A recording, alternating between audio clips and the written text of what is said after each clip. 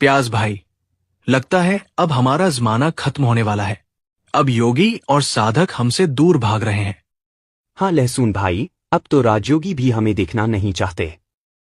क्या सच में हम ध्यान में बाधा बनते हैं? बिल्कुल।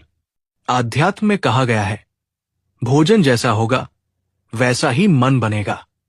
हमारी तीव्र गंध और तामसिक प्रकृति से मन अस्थिर हो जाता है। तभी तो कहा गया है, जो आत्मा परमात्मा से जुड़ना चाहती है उसे सत्वगुणी आहार लेना चाहिए। हम तो तामसिक श्रेणी में आते हैं, जिससे आलस्य, क्रोध और काम वासनाएं बढ़ती है। आयुर्वेद में भी हमारा वर्णन राजसिक और तामसिक द्रव्य के रूप में किया गया है। हम पित्त और वात को बढ़ाते हैं, जिससे मानसिक बेचैनी और चंचलता आती है। और हमारी गर्म प्रकृति ध्यान के लिए आवश्यक शांत मन को भटका देती है। साधक जब हमें खाता है तो उसका चित्त स्थिर नहीं हो पाता।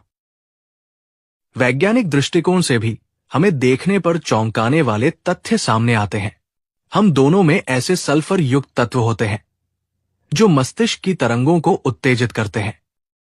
सही कहा। ईईजी टेस्ट में पाया गया है कि हमें खाने के बाद अल्फा वेव्स कम हो जाती हैं, जो ध्यान की स्थिति के लिए जरूरी होती है।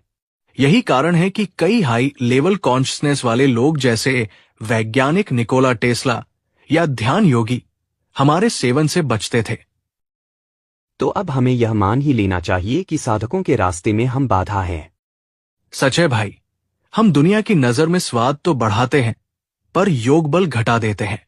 इसलिए हम दोनों, आप सभी योगी भाई बहनों से यही कहेंगे कि खुद तीनों लोकों के मालिक परम पिता शिव बाबा पावन दुनिया बना रहे हैं।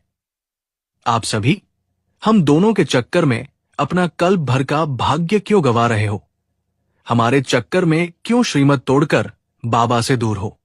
अरे बाबा का सुख लो। हम दोनों तो माया के सिपाही हैं, जिन्होंने आत्मा को गिराने में माया की बहुत मदद की है। अब सच कहूं, हम भी थक चुके हैं। अब हमें कम से कम आधे कल्प की विदाई दो। अलविदा योगी आत्माओं।